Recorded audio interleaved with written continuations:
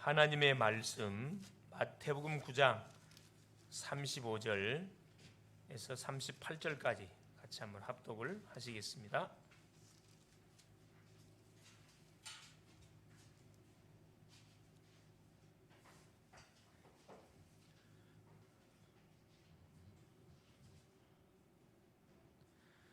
예수께서 모든 도시와 마을에 두루 다니사 그들의 해당에서 가르치시며 천국 복음을 전파하시며 모든 병과 모든 약한 것을 고치시니라.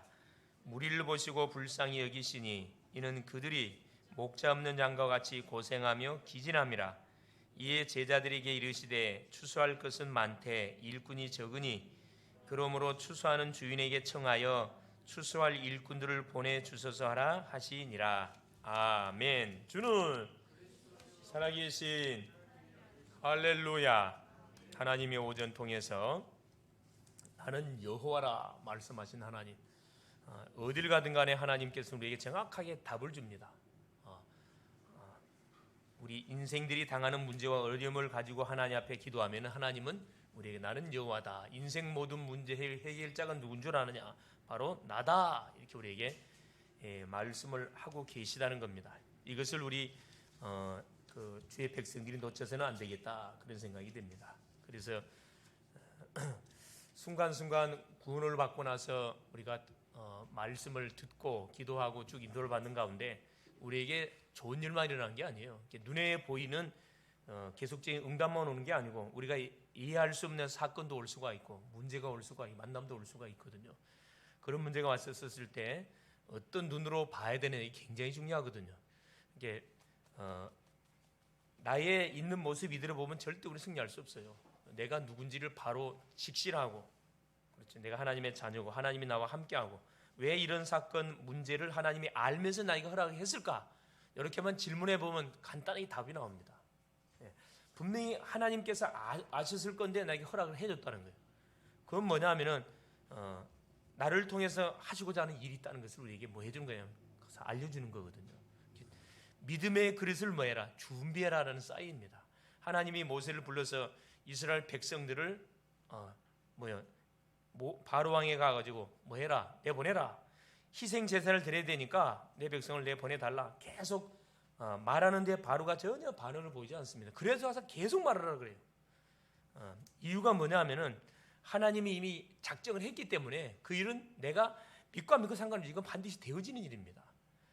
내가 그 흐름 속에 안 타면은 나는 구경꾼이 될 수밖에 없고, 내가 흐름 속에서 아멘하고 나가게 되지면은 분명히 불가능하게 보여지는 일인데 하나님 되도록 역사해 버리거든요. 그럼 내가 주인공이 되는 거예요. 내가 주인공이 됩니다. 그래서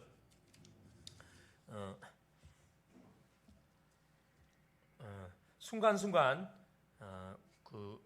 나의 생각을 가지고 여러분 신앙생활하면 안 돼요.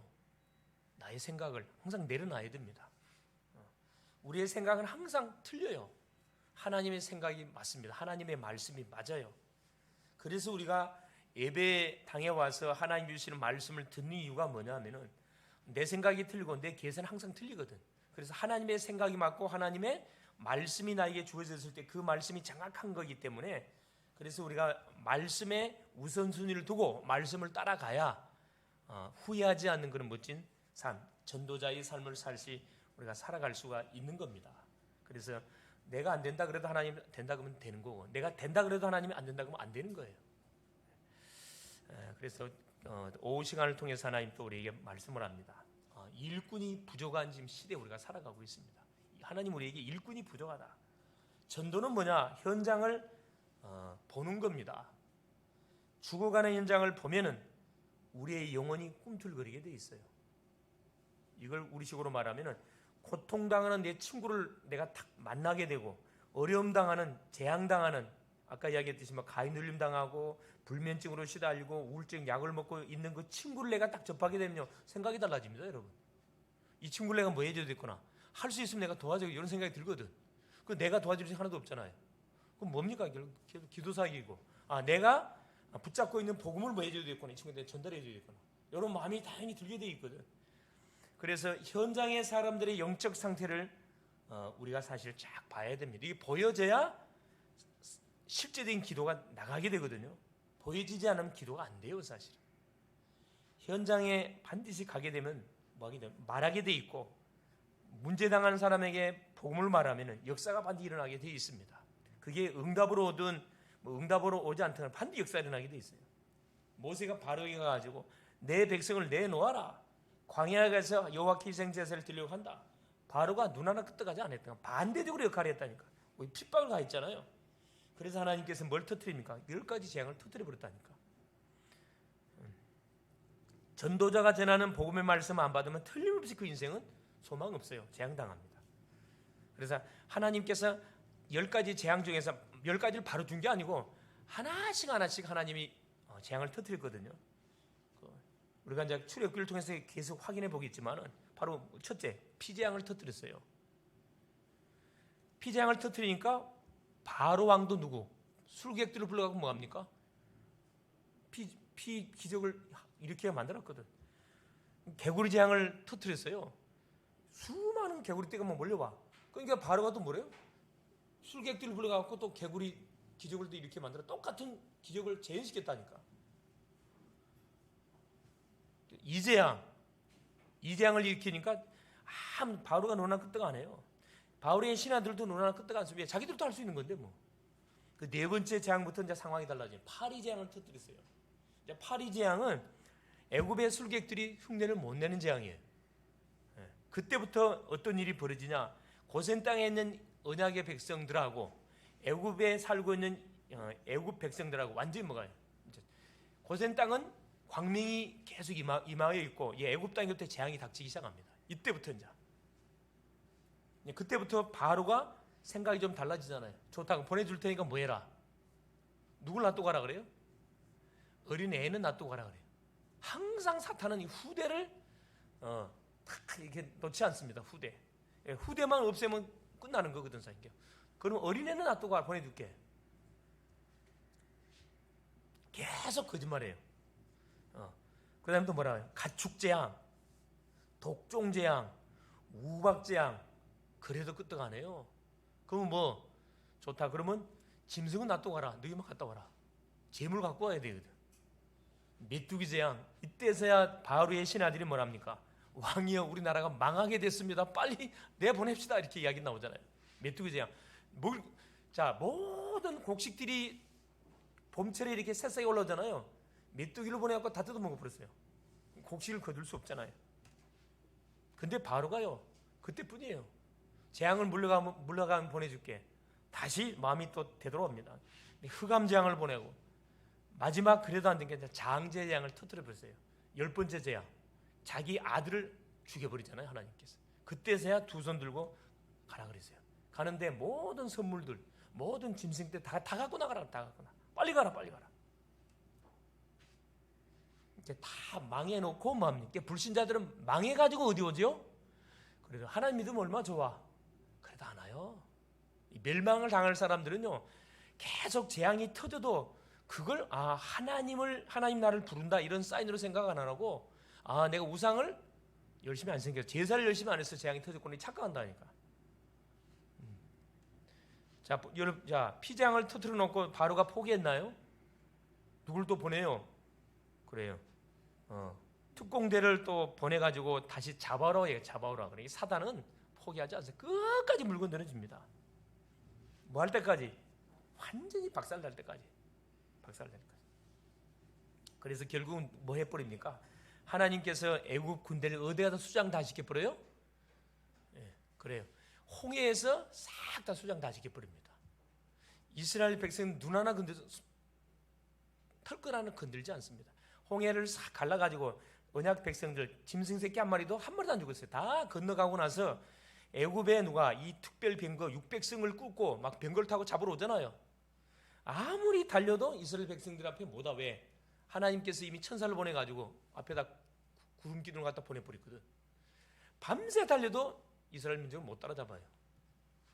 그래, 홍해 가운데 들어오니까 하나님께서 뭐합니까? 모세를 향하여 홍해를 가리키라 지팡이가지고. 홍해를 가리키니까 어떻게 돼버렸죠? 그래요. 홍해가 싹 닫혀버렸습니다. 근데 문제는 뭐냐면은, 자, 사탄은 애굽 바로왕에 들어가고 애굽인에게 들어갔던 사탄은 죽나요? 안 죽나요? 안 죽어요, 여러분. 애굽인을 홍해에서 수장시켜 놓고 그 악령들은 또 누구한테 달라붙어요? 다른 왕들에 또 들어가. 또 불신이 또 들어가요. 그래서 언약의 백성들이 영적 전쟁을 심으면 안 됩니다. 24 영적 전쟁을 해야 돼. 계속해서. 이제 전쟁에 승리하는 길은 말씀의 흐름을 타는 겁니다. 다른 방법이 없어요. 그래서 제일 지금도 언약의 백성들을 하나님께서 이게 영적 전쟁할 수 있는 언약 백성을 찾고 있어요. 지금 거기에 부름받은 사람이 누구다? 우리 글로벌 제자교 우리 언약의 사람들입니다. 그래서 예나 지금이나 안타까운 것은 그러나 이 영적 대적자하고 싸울 일꾼들이 적다는 거예요. 지금 그 신자도 많고 교회도 많습니다. 세계에서 제일 큰 교회가 우리나라에 한 7개 이상 있잖아요. 지금 신학교도 많고 수많은 신학생들이 막 배출되잖아요. 수많은 수련회 지금 코로나 때문에 모임들이 거의 지금 없는데 프로그램도 엄청 많습니다. 좋은 프로가 얼마나 많습니까? 그런데 중요한 것은 뭐냐? 하나님이 원하시는 일꾼들은 적다는 거예요. 일꾼이 적은 데는 근본적으로 이 한 5가지가 있습니다. 잘 들을 수 있기를 바라면 첫째 뭐냐면은 일꾼이 부족한 첫 번째 사탄의 최대 공격입니다. 사단이 교회의 부흥과 세계 복음화의 전략적 요소를 공격하기로 한다면 어디를 공격하겠어요? 만일 전 교인이 영적으로 갖춰지고 훈련되고 양육이 되어져서 주의 뜻에 전폭적으로 헌신한다면 어떤 일이 일어날 것인가? 예를 들어서 우리 교회 기도지 인천 전쟁의 30현장에 시스템이 세워놔서 여기 30현장이라는 것은 뭘 이야기하는 거냐? 각자 기도 제목입니다. 각자 30군데 현장을 깔아놓고 30군데 현장에서 말씀등이 터진다 그러면 여러분 어떤 일이 벌어질 것 같아요? 사단이 초토화됩니다. 초토화돼요. 올바른 동기와 잘 훈련된 평신도가 있다면 어떤 일이 일어날 것인가? 우리가 잘 알고 있습니다. 그러므로 최선을 다해서 뭐 해야 되느냐?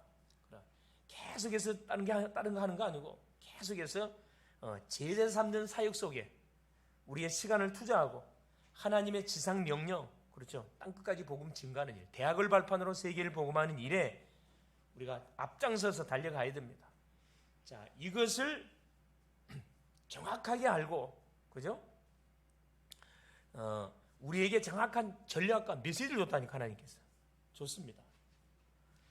결국 신앙생활은 결국 뭐냐 하면은 영적인 싸움하는 거예요. 영적 전쟁입니다. 전쟁에서는 지면 안 돼요. 반드시 전쟁 이겨야 돼요. 이에 맞서서 우리가 뭐 해야 되느냐? 영적으로 완전 무장을 해 가야 되겠죠. 그래서 에베소 6장 10절 18절에도 말씀합니다. 정사와 건세와 어둠의 세상 주관자들과 하늘에 있는 악의 영들의 싸움. 우리의 싸움은 육에 대한 싸움이 아니라 그랬어요. 혈과 육에 대한 싸움이 아니고 정사와 권세와 어둠의 세상 주관자들과 하늘에 있는 악한 영들과의 싸움이다. 그래서 머리부터 발까지 하나님의 전신갑주를 우리가 입어야 된다. 세상적인 방법 가지고는 이길 수가 없습니다. 아무리 실력을 쌓고 아무리 돈을 벌고 아무리 권력의 자리에 올라앉았어도 영적으로 어린아이이기 때문에 100점 100패를 당하게 되어 있습니다. 그래서 일꾼을 성장시키는 일을 막는 사탄과 최선을 다해서 싸워요. 그 중에 내가 일꾼으로 세워지기 위해서 내가 뭐 해야 돼요? 내가 앞장서는 거예요, 사실. 옆에 사람을 세우기 전에 내가 일꾼 되면 됩니다. 그걸 사단은 방해한다는 거예요, 첫 번째. 둘째는 뭐냐? 성도들의 진정한 관심을 틀어버려요, 관심이. 대부분 사람들은 감독하고 지휘자되고 간부되는 거, 중요한 요직에 오르는 건 굉장히 관심이 많습니다. 사랑받고 인정받는 데는 관심이 참 많이 있어요. 근데 숨겨진 일, 자신이 들여지는 일, 작게 보이는 일엔 관심이 없습니다. 여러분, 복음전도는 눈에 보이는 게 아니거든. 복음전도는 눈에 보이지 않습니다. 조용히 여러분 교회를 놓고 영혼을 놓고 기도하는 거 눈에 안 보입니다. 그거 아무도 알아주지 않습니다. 사람은 모르겠죠. 하나님 보고 계시거든요. 세계 선교하는데 그죠? 뭘 막 프로그램을 만들어 갖고 그 일을 추진하는 데는 굉장히 우리가 막 봉자 중심으로는 잘하는데 실제 영적인 그 사역들을 위해서 우리의 진정한 관심, 한 영혼을 놓고 영육간에 피폐된 그 영혼을 가슴에 품고 막 부르짖는 그 하나님 앞에 매달리는 그 일에 대해서는 쉽게 생각해요. 저건 뭐 내가 안 해도 뭐 얼마든지 다른 사람이 할 수 있지 않을까. 그게 아니에요. 바울은 누구? 사도행전 13장이 누구죠? 무속, 귀신 들린 무속. 16장 16절 18절 점술린 귀신 들린 여종 한 사람을 치유시켰는데 그 지역이 완전히 뒤집어졌어요. 지역이. 19장에 에베소 지역에 우상 숭배와 싸움을 붙었는데 그 에베소 지역 엄청난 어떤 역사가 일어나냐. 2년 동안 말씀 운동을 터뜨렸는데, 그죠? 복음을 듣지 않는 사람이 한 사람도 없을 만큼 대역사가 나서 거기서 바울이 뭘 봤냐? 로마를 봤거든요. 내가 로마도 보아야 하리라. 그러니까 남들이 알아주지 않고 남들이 무시하는 그 현장에다가 마음을 한 영혼에 다시 마음을 꽂고 완전 24시 올인했는데 그것이 시스템이 돼가지고 전 세계 현장으로 뻗어나갔다는 거예요. 내가 만나고 있는 대상 그 사람 우리 여러분 쳐다볼 때 별거 아니처럼 보이죠. 그 사람 속에 복음이 들어가면은 그 사람을 통해서 계속 생명 운동의 역사가 터진다니까. 어떤 일이 벌어질지 아무도 몰라요. 중요한 것은 그건 계산으로 되는 게 아니에요. 여러분 아다시피 사과 있잖아요. 사과 씨는 하나밖에 눈에 안 보여요. 근데 씨 속에 몇 개가 사과 씨가 몇 개 들어있을 것 같아요? 사과 씨 하나에 몇 개가 들어있을 것 같아요? 사과 씨 하나를 땅에다 심으면 이게 몇 개의 나무를 자라게 해가지고 몇 개의 열매를 맺힐 것 같아요? 수백 수천수만 상상 초월합니다. 분명히 씨는 하나예요. 근데 이 씨가 죽지 않고 생명이 붙어 있으면 땅에 심겨지잖아요. 정확히 말하면 복음의 씨가 땅에 숨겨지면 그 심령 속에 들어가면은 그 사람을 통해서 어떤 생명의 역사가 날지 아무도 모른다니까.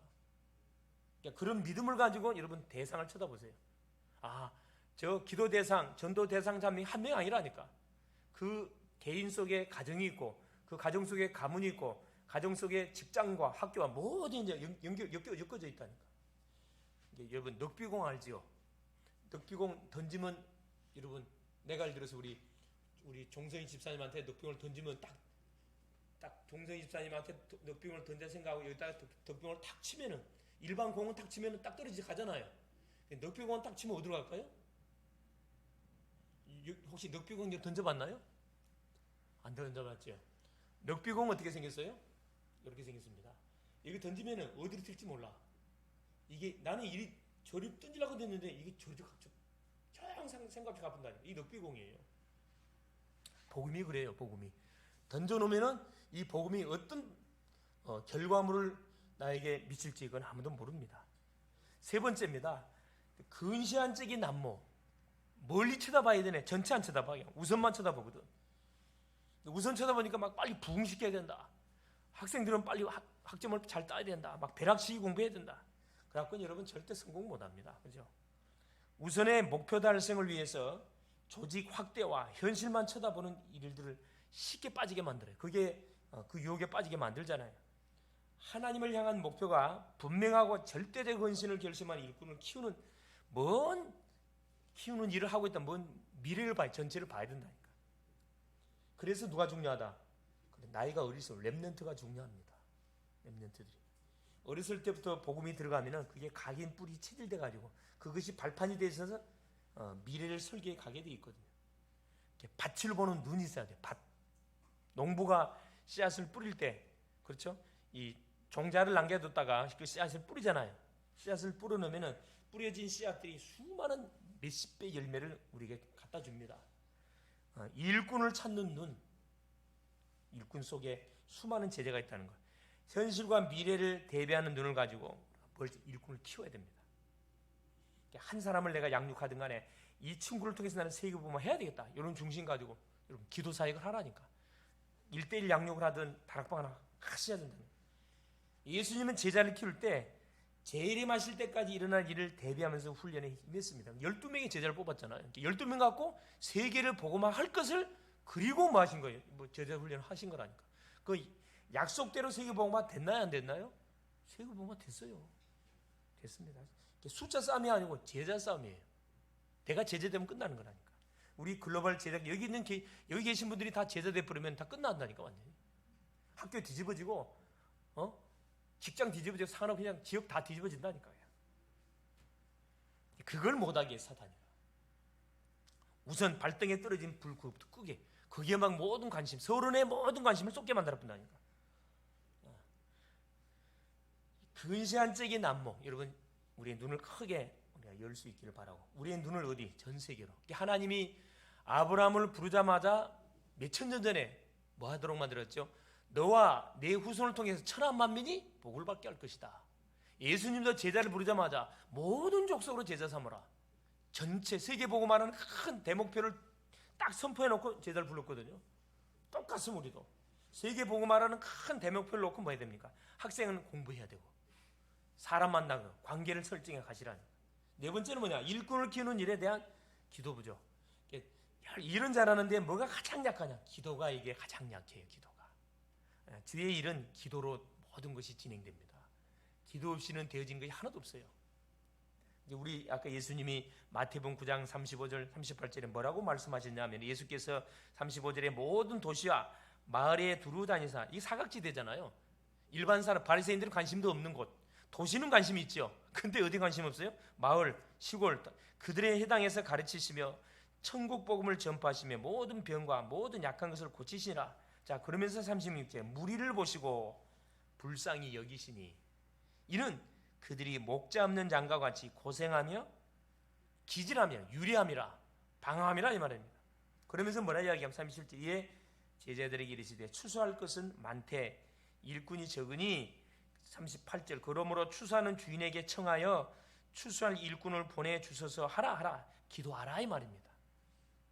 일꾼을 하나님 보내주십시오. 내가 일꾼이 되겠습니다. 계속 일꾼들을 보내달라고 합니다. 예를 들어서 우리 이제 권사님은 하나님 많은 중직자를 보내주옵소서. 우리 집사님은 하나님 많은 일할 수 있는 젊은 누구를 또 일꾼들을 보내주옵소서. 우리 청년들을 보내주십시오. 대학생들은 대학생들을 보내주세요. 청소년들은 청소년을 보내주세요. 내 나이에 맞는 그 대상 정해놓고 계속 기도하는 거지 사실. 그게 내가 해야 할 기도의 제목들입니다. 기도의 제목들. 그러면서 다섯 번째 실제에 대한 무지입니다. 실제. 자, 새신자 살아는 성도를 눈으로 많이 우리가 쳐다보지만 실제로 어떻게 우리가 양육하는, 어떻게 해서 사람을 양육하지? 내용이 없어요. 전략이 없습니다. 이게 하나님은 수많은 영을 나에게 붙여주는데 이 사람을 나에게 붙였을 때 어떻게 복음을 제시해서 연결시켜서 개인 양육을 어떤 내용으로 어떤 전략을 가지고 해서 다락방을 하고 제자로 만들어서 어떻게 지역 현장에 파송할 것인지에 대한 뭐가 내용과 전략이 없단 말이에요. 예수님은 12제자 70인 120문도 이것을 잘 일꾼들을 뽑아가지고 훈련시켰잖아요. 잘 가르쳤습니다. 엄청난 뭐가 결과가 일어났잖아요. 맨투맨 사역이 너무 중요합니다. 맨투맨 사역. 바울은 이것을 잘 깨달아 뭐 했냐? 그렇죠. 실제적으로 자기 사역 현장에 실천했잖아요. 디모데후서 2장 1절 7절에 어떤 일꾼이 되어야 할 것인지에 대한 정확한 그림을 짜 우리에게 제시해주고 있습니다. 뿌리 깊은 신앙인 디모데후서 2장 1절이죠. 그리스도 예수 안에서 어떤 사람이 되나? 강한 자. 그렇죠? 정확하게 그 그림들을 우리에게 내 아들아, 그러면 너는 그리스도 예수 안에 은혜 가운데서 강하고 은혜 받는데 앞장서라 이 말입니다. 은혜 받는데 이게 뿌리 깊은 신앙인이고, 그러면서 디모데후서 2장 2절에 뭐라고 말씀합니까? 내가 많은 증인 앞에서 내게 들은 바를 충성된 사람들에게 부탁하라. 그들이 또 다른 사람을 가르칠 수 있으리라. 많은 증인 앞에서 내게 들은 바. 바울이 디모데를 복음으로 훈련하고 양육을 했거든. 네가 보고 체험했던 그대로 내용들을 다른 충성된 사람에게 가서 전달하라는 겁니다. 전달. 이게 삶의 방향과 목표와 계획이 분명한 사람이 될 수 있도록 도와주라. 그러면서 뭐라 이야기합니까? 자, 영적인 군사 3절에 보니까 너는 그리스도 예수의 좋은 병사로 나와 함께 고난을 받으라. 자, 여러분 군사는 뭐 하는 사람인지 군인은 뭐 하는 사람이에요? 싸우는 사람이에요. 어디에서? 선봉에서 가지고 싸우는 사람입니다.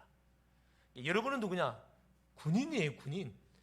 가정 가문의 역사는 이 사단을 대표해서 맞짱 뜨는 사람이 여러분들이에요. 영적 군인. 군인은 지면 안 돼요. 반드시 이겨야 돼. 전쟁에서 반드시 이겨야 할 사명이 군인한테 있습니다. 한마디로 그래 하려면 뭐냐? 이 군인은 절대 명령에 절대 복종하는 거거든. 상관의 명령에 절대 복종해야 됩니다. 내 생각은 이금이 지는 거야. 아니에요. 그럼 뭐라 이야기합니까? 자, 4절에 병사로 복마는 자는 자기 생활에 얽매이는 자가 하나도 없나니, 자기 계획대로 움직이지 않고 이는 병사로 모집한 자를 기쁘게 하려 함이라. 병사로 군인을 모집하는 이유는 뭐 할 때? 유사시 때, 전쟁 때 뭐 하려고? 쓰려고 사실 모집하는 거거든. 그러면 나라에서 자 군인을 모집해가지고 훈련시키잖아요. 훈련시키는데 자 군인에게 필요한 거 다 제공해 줄까? 안 제공해 줄까요? 싹 다 제공하죠. 먹을 거, 입을 거, 마실 거 싹 다 제공 다. 이 좋은 군대를 남자들이 안 갈라 그래. 이 바보들이에요, 바보들. 월급도 주고, 밥 먹여주고, 운동시켜주고, 머리끝에 발까지 옷 다 나오거든. 근데 안 갈라 그래. 그 말 무슨 말이죠? 그만큼 뭐가 온실 속에 꽃처럼 됐다 이 말이에요. 요즘 우리 남자들이 온실 속에 엄마 치마폭에서 자라나가지고 완전히 이건 어린 애기들이야, 어린 애기들. 예. 또 뭘 못해? 참지는 못해. 조그만 신경 쓰면 막 폭발해 본다니까. 조급성. 이게 뭐가 잘못된 거죠? 내가 지금 내 뭐가 이미 어렸을 때 자라오면서 뭐가 잘못 들어간 거야 이게. 내가 건강한 사람은 웬만한 거 다 뛰어넘습니다. 뛰어넘어요. 참 나는 완 체질이 군대 체질인데, 예? 나는 남들은 싫어한다. 나는 나 군애가 너무 좋더라고. 이거 군애가 바로 호텔이든 호텔. 너무 호텔에 너무 좋았다니까. 내가 그것만 진로에 대한 내용이 없어서 말뚝 박았을 건데. 근데 너는 군대 체제라고 말뚝 박으라고 몇 번 다 유혹했는데 안 박았지. 기왕 가려면 내가 장교로 가지 내가 사병으로 가요. 바보. 나는 말뚝 박으려면 장교로 박아야지 사병으로 안 가지. 근데 너희 아이들 한번 보면은 안 갈라 그래. 한번 어떻게 하면 안 갈까? 그래서 참 이 친구들이 보니까 생각이 너무나 이렇게 좀 병들었구나. 그런 부분을 물론 안 갈 수 있으면 안 가도 좋습니다. 왜냐 요즘은 차라리 그 시간대에 뭐 자기 전문성을 길러가지고 나라와 민족을 위해서 얼마든지 헌신을 할 수 있는 길이 있긴 있어요. 그렇다면 예외사와 아무 할 일도 없는데 안 가려고 한 것은 뭐죠? 치유받아야 할 대상입니다. 치유받아야 할 대상. 군인은 반드시 뭐 해야 된다? 그렇죠. 절대 명령에 절대 복종 해야 됩니다. 자기 계획대로 움직이면 그건 어떻게 되는 거죠? 집니다. 둘째입니다. 선수. 자 5절에 경계하는 자가 법대로 경계하지 아니하면 승리자의 관을 얻지 못할 것이고, 그렇죠. 마라톤 선수가 42.19를 달리는데 자 너희 땅 해가지고 자 목표까지 가는데 나는 너무 힘들어. 그래 진길로 가버렸어요. 그럼 어떻게 돼요? 무찔러 가버렸어. 그러면 멸류관 탈 수 있나요 없나요? 1등으로 골을 냈어. 반드시 정해진 코스로 가야 돼. 코스로 안 가면 실격입니다. 예. 그래서 법대로 경계하지 아니하면 이렇게 말씀대로 안 하면 안 된다는 거예요. 말씀대로. 운동선수 여러분 태닝 선수촌에 들어가는 그 선수들이 4년 동안 뭐 합니까? 죽게 하면서 하는 눈만 뜨면 운동해. 하루 종일 운동하거든. 여러분 기가 하여튼 그 선수들의 말을 빌리면은 하여튼 진드늘머리가 날 만큼 하기 싫대요. 그런데 눈만 뜨면 가서 운동해야 돼. 짐승처럼 막 운동한다더만. 짐승 운동시킨대 그렇게. 왜? 메달을 따야 되니까. 그럼 메달을 다 따느냐? 한 명밖에 못 따요. 금메달. 전 세계에 모여든 그 날고 기는 선수들이 와가지고 4년 동안 죽게 하면서 뛰었던 선수들이 시합을 해가지고 딱 3명 금운동 딱 3명밖에는 메달을 못 땁니다. 이게 반드시 법대로 해야 돼요. 말씀대로. 세 번째, 자 뭐라고 또 이야기합니까? 농부. 자, 6절에 수고하는 농부가 곡식을 먼저 받는 것이 마땅하니라. 여러분, 임금보다도 먼저 맛을 보는 사람이 누구예요? 농부예요. 곡식을 직접 땀 흘려서 키워서 열매를 따가지고 임금 왕한테 드리기 전에 가장 먼저 먹는 사람이 농부라니까. 수고하는 농부는 뭘 바라보고 열매를 뿌리죠? 봄에 뭘 바라보고 열매를 뿌려요? 뭘 쳐다보고? 가을에? 그래요. 열매를 딸 것을 바라보고 봄에 씨앗을 뿌리거든요. 그래서 씨앗만 뿌려서 끝이 아니에요. 그 끝이 아니에요. 계속 뭐 합니까? 농약도 쳐야 되고 잡초도 뽑아야 되고 계속 양육을 해야 돼. 비가 오고 또 막 바람 불고 그러면은 또 가서 살펴봐야 되고 부지런해야 돼. 열매 보는 눈이 있어야 된다 이 말입니다. 그래서 군사처럼 경기하는 선수처럼 농부처럼 나에게 주어진 24시간을 내 힘으로 하는 것이 아니고 하나님이 주시는 말씀의 흐름을 따라서 계속 기도하고 계속 믿음의 그릇을 준비하고 있으면은 정확한 시간표가 되어지면은 우리에게 뭘 준다는 거예요? 열매를 반드시 준다는 겁니다. 마태복음 9장 결론적으로 35, 38절에 결국은 지금도 수많은 심령들이 유리하며 방황하며 교회를 다니고 있는데 복음이 뭔지를 몰라요. 양육받고 훈련받는데 내용은 없어. 껍데기. 일하는 거기에 모든 프로그램 진행하는 거기에만 숙달되어 있지 내 영은 죽어가고 있어요. 그래 어떤 사람을 살리면 되느냐? 그렇죠. 추수할 곡식들 전도 대상자들이 쫙 깔렸습니다. 저들한테 뭐 복음의 씨앗을 뿌려줘야 됩니다. 누가 뿌려야 되냐? 내가 뿌려야지. 하나님, 내가 여기 있습니다. 이사야 6장 8절 주여 나를 보내 주옵소서. 내가 뭐 하겠습니다? 내가 가겠습니다. 내가 하나님을 대신해서 그리스도의 대사로 현장으로 가겠습니다. 하나님, 병든 자를 내가 영적 의사로 내가 치유하겠습니다. 하나님, 내가 모든 현장에 영을 놓고 내가 24시 기도하겠습니다. 자원해서 주 앞에 딱 서게 되지면은 하나님께서 그 기도하는 그 인생 속에 첫째 그 인생을 뭐 하나님이 일꾼으로 씁니다. 일꾼으로 나를 쓰기 위해서 불렀기 때문에 일꾼으로 나를 써서 시대적인 사역을 감당하도록 하기 위해서 글로벌 제자의 교회의 물론 제자로 일꾼으로 성도로 가족으로 불렀기 때문에 여기에 여러분이 딱 마음과 중심을 딱 맞춰놓고 남은 한 주간도 다른 거 할 필요 없어요. 여러분 어디에 모든 관심을 쏟으면 되냐 하면은 천하를 주고 살 수 없는 영혼을 살리는 일에 거기에 방향을 맞춰놓고 여러분이 학업하는 학생들은 학업에 최선을 다하는 거예요. 사람 왜? 전도 때문에. 또 돈 버는 사람들은 왜? 전도 때문에. 또 뭐 하는 사람들은 가서 사업하는 사람도 전도 때문에 돈 벌어야죠. 그러면 그 인생 자체가 뭐 할 수밖에 없냐? 하나님이 보장하는 인생 될 수밖에 없습니다. 2장 7절 디모데후서 7절 뭐라 그러냐? 내가 말하는 것을 생각해 보라. 주께서 범사에 내게 총명을 주실 것이다. 생각하라, 기도하라 이 말이거든요.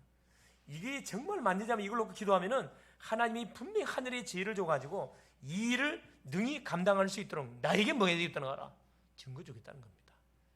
승리할 수 있기를 그리스도 이름으로 축원을 드립니다. 사랑하는 주님 감사드립니다. 계속되는 하나님 한파 속에도 흔들거리지 않고 오늘도 말씀의 흐름 속에 예배의 흐름 속에 승리케 하신 우리 주님을 찬양합니다. 하나님, 수많은 하나님의 심령들이 이 지구상에 살고 있고 또 우리 주변에 살고 있고 그러나 가장 중요한 하나님 복음이 뭔지 구원이 뭔지 모르고 하나님 막 사는 인생들 너무나 많고 인생의 답을 얻지 못한 채 나 중심, 하나님 세상 중심, 성공 중심으로 달려가는 인생들 너무나 많습니다. 수많은 교회가 있고 수많은 성도가 있고 수많은 신학교가 있고 수많은 주회종들이 매년 하나님 배출되지만 갈 곳이 없어서 하나님이여 딴 업을 가지고 방하는 하나님 인생들 너무나 많습니다. 그런 와중 속에 저들을 하나님 부르셔서 하나님 중요한 주의 사역을 감당할 수 있도록 하나님이 우리를 하나님의 자녀로 하나님 그리스도의 제자로 전도자로 불러주신 우리 주님을 찬양합니다. 사랑하는 주님, 하나님께서 우리에게 주신 영적 싸움, 사단과의 싸움에서 승리하는 하나님 주의 백성들 되게 하시고 우리의 진정한 관심이 땅의 것이 아니고 세상 것이 아니고 자리가 아니고 영원 구원에 있을 수 있도록 성령으로 역사하여 주옵시며, 우선을 보지 않고 전 세계 복음화를 바라보는 가운데 미래를 향하여 하나씩 한 걸음씩 말씀의 흐름을 따라 아버지 하나님 우리 믿음의 그릇을 준비해가는 우리의 삶이 되게 하시고, 이를 놓고 계속 24시 하나님 기도 속으로 들어가는 하나님 주의 자녀들이 되게 하옵시며, 살아가는 주님의 사실 영적인 군사처럼, 영적인 하나님 이 선수처럼, 농부처럼 맡겨진 일 속에 영적 전쟁과 하나님이여 우리 앞에 놓은 믿음의 경주를 말씀 따라 힘있게 달려가며, 농부처럼 가을의 결실을 고대하며 봄에 열심히 씨를 뿌리는 하나님 멋진 전도자의 삶을 펼쳐갈 수 있도록 남은 한 주간도 성령께서 역사하여 주시옵소서. 그래서 가는 모든 현장에 답을 주고 치유하고 회복시키는 하나님의 마음을 시원케 하는 주의 전도자들이 다 되게 하여 주시옵소서. 다음 주에 올 때 많은 응답과 증거거리를 가지고 와서 함께 포럼하고 간증하고 하나님께 영광 올리는 그런 멋진 한 주간의 삶이 되게 하옵소서. 예수 그리스도 이름으로 기도합니다. 아멘.